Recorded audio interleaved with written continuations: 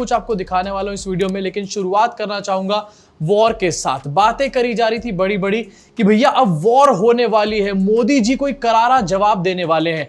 And यहां पर मैं इस चीज को मेंशन इसलिए करना चाहता हूं क्योंकि इस टाइम मोदी जी के साथ पूरे देश का सपोर्ट है। जो हमारे देश का अपोजिशन भी है, राहुल गांधी भी है, वो भी मोदी जी के साथ इस टाइम पर खड़े हैं। आगे चल के वीडियो में आपको दिखाऊंगा। ओवैसी तक भी मोदी जी के साथ खड़े हुए हैं, लेकिन इस टाइम पर मोदी जी कोई एक्शन क्यों नहीं करके दिखा रहे?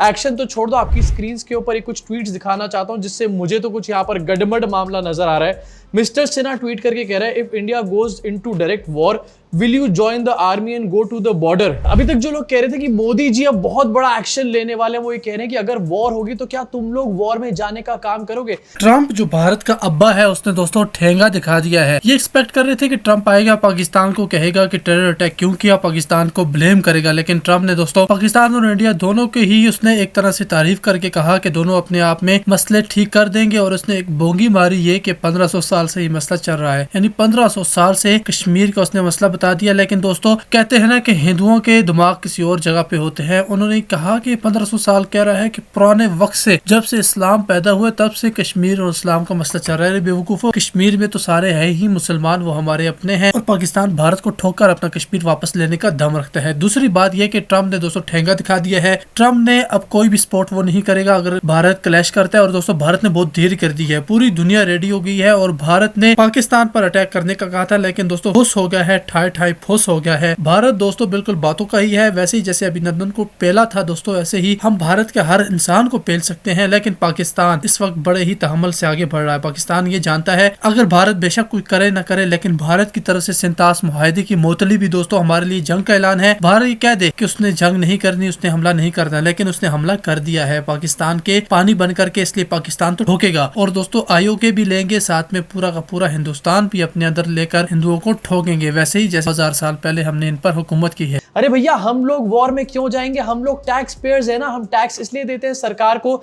जिससे कि सरकार उस पैसे को डिफेंस में, अलग अलग सेक्टर्स में यूज करने का काम करे। और वैसे भी आरएसएस तो कह चुका है कि अगर लड़ाई होगी तो आरएसएस 3 दिन के अंदर अपनी सेना बना करके खड़ी कर देगा। सरकार के लोग ये भी कह चुके हैं कि इस बार बलूचिस्तान ले लेंगे, पीओके ले लेंगे। योगी आदित्यनाथ ने कहा था कि मोदी सरकार अगर फिर से आई तो 6 महीने के अंदर पीओके वापस ले लिया जाएगा।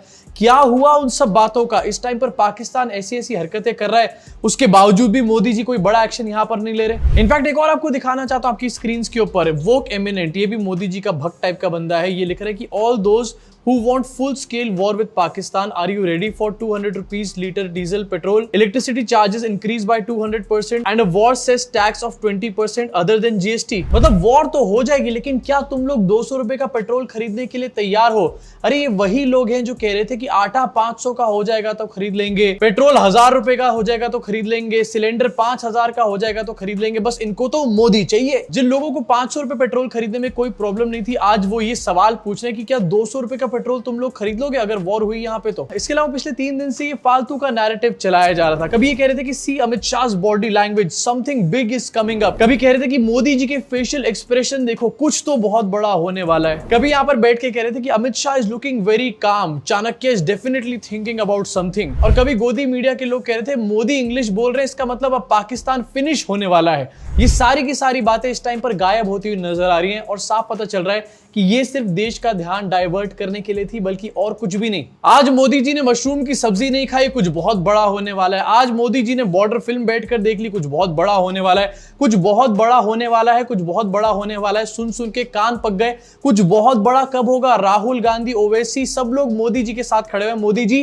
कुछ बड़ा करो आज के आज ही। अब जहां पर आईटी सेल तो ये कुछ बड़ा होने वाला है बातें कर रहा था, दूसरी तरफ गोदी मीडिया 3-4 दिन से ये हिंदू मुसलमान की बातें कर रहे थे। रेड पीट रखी थी एक ही टॉपिक की, हिंदू मुस्लिम, किसी भी तरीके से मोदी जी को फायदा मिल जाए, किसी भी तरीके से बिहार के चुनाव में बीजेपी को वोट पड़ जाए यहां पर। लेकिन अब वही गोदी मीडिया के लोग और खास तौर से अंजना ओम कश्यप सच बोलने का यहां पर काम कर रहे हैं, क्योंकि जो विक्टिम्स हैं वो वापस आ रहे हैं, उनकी फैमिलीज वापस आ रही हैं और वो पूरे नैरेटिव को एक्सपोज करने का काम कर रहे हैं। मैं आपको दिखाना चाहता हूं Anjana Om Kashyap black and white show में अब आती हैं ये, एंड अंजना ओम कश्यप ये बता रही कि पहलगाम में जो हुआ उसके पीछे एक्चुअल पर्पस क्या था जिन लोगों ने ये हरकत करी। आतंकियों ने धर्म पूछकर लोगों को मारा, क्योंकि उन्हें पता था कि भारत एक हिंदू बहुल देश है और यहाँ पर हिंदुओं को टारगेट करने पर उनका गुस्सा पूरे देश में मौजूद दूसरे धर्म के लोगों पर फूट सकता है। इस लाइन को फिर से समझिए, अगर वो हिंदुओं पर हमला करेंगे तो फिर उनका गुस्सा देश में जो अन्य धर्म के लोग हैं उन पर फूट सकता है। आतंकी चाहते थे कि भारत में इस हमले के बाद धार्मिक उन्माद फैल जाए, इसीलिए उन्होंने चुन चुनकर केवल हिंदुओं को टारगेट किया। लेकिन हमें आज ये प्रण लेना होगा कि हम आतंकियों की साजिश को कामयाब नहीं होने देंगे। हमें आज ये प्रण लेना होगा कि हम उनकी साजिश को कामयाब नहीं होने देंगे। 3 दिन से हिंदू मुसलमान कर रही थी दीदी, उस टाइम पर इनको ये सब बातें नहीं याद आई। आज एकदम से सच्चाई की मूरत जाग उठी है। लेकिन थैंक गॉड, मैं अप्रिशिएट करना चाहता हूं कि अंजना सारी की सारी बातें पूरी तरीके से फुस हो चुकी हैं। इनका प्रोपेगेंडा धराशायी हो चुका है एंड ये सारे के सारे लोग इस टाइम पर बिल में छुपे हुए हैं। कैसे ट्वीट कर रहे हैं देखा आपने कि अगर वॉर होगी तो तुम लोग निकल के जाओगे। अबे तू जाएगा क्या निकल के? अब जब सारे प्रोपेगेंडा नेस्तो नाबूद हो चुके हैं तो एक नया निकाल करके लेकर आए आईटी सेल के लोग कि इंडिया में इस टाइम पर यूएस के और इजराइल के प्लेन लैंड कर रहे हैं। कुछ बहुत बड़ा होने वाला है। यहां पे आपको दिखाना चाहता हूं आपकी स्क्रीन के ऊपर, US and Israel jets in India amid rising tensions, speculations mount over possible escalation. The meme Bharat करके पेज है वो ये सब लिख रहा है। एक और है फिल्मी मंत्रा मीडिया। फिल्मी मंत्रा को भैया पहले तो समझ में नहीं आ रही, सबके बारे में बात करनी क्यों। ये लिख रहा है big breaking, US Israel aircraft land in India Jaipur. इसके अलावा नाम है न्यूज एंड स्टेटिस्टिक्स, लेकिन झूठ फैलाने का काम करें। Just in, a US air force plane just landed in Jaipur India. The plane came from Qatar airbase, some hours ago Israel military planes landed in India. और इस तरीके के दर्जनों ट्वीट आपको इस टाइम पे सोशल मीडिया पे देखने को मिल जाएंगे, जो कि फिर से आईटी सेल के लिए एक नैरेटिव सेट करने का काम कर रहे हैं। अपने भक्तों को फिर से एक बार डाइवर्ट करने का काम कर रहे हैं रियल इश्यूज से। रियल इश्यूज, सरकार से सवाल पूछना, आखिरकार सिक्योरिटी में ब्रीच कैसे हुआ, 6 वहां पर लोग कैसे पहुंचे, उन्होंने हमारे लोगों को गोली कैसे मारी, इसके बारे में सवाल कोई ना पूछे। इसलिए भैया एयरफोर्स की, मिलिट्री की कुछ भी यहां पर बकलोली पेल दो, कोई पूछने नहीं वाला। अब इसकी सच्चाई क्या है, इसके ऊपर कोई क्लैरिफिकेशन तो सामने नहीं आया। लेकिन आपको बता देना चाहता हूं, यूएस का एक प्लेन लैंड हुआ था जयपुर में, लेकिन वो जेडी वैंस के इक्विपमेंट को और उसकी कार्स को यहां पर से वापस ले जाने के लिए आया था। जेडी वैंस का सामान लेने के लिए यूएस ने प्लेन भेजा था, किसी और काम के लिए नहीं भेजा था। बल्कि डोनाल्ड ट्रंप जो बात बोल रहे हैं उससे आपको समझ में आ जाएगी कि यूएस कभी भी किसी ऑपरेशन के लिए यहां पर कोई प्लेन भेजने ही नहीं वाला है। डोनाल्ड ट्रंप क्या कह रहे हैं जरा सुनो एक बार। very close to India and very close to Pakistan, as you know. They've had that fight for 1,000 years in Kashmir.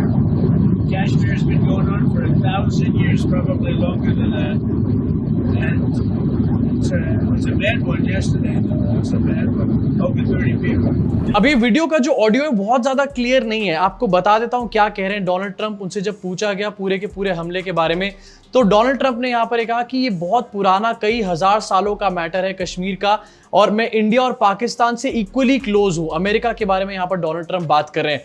Pakistan को कंडेम करने की बजाय ये कह रहे हैं डोनाल्ड ट्रंप कि वो पाकिस्तान से इक्वली क्लोज है। अब जरा आप खुद बताओ, जो आदमी ये कह रहा है कि वो इंडिया और पाकिस्तान से इक्वली क्लोज है, कभी भी वो किसी आर्मी ऑपरेशन के लिए अपने एयरफोर्स के प्लेन्स को इंडिया में लैंड करवाएगा?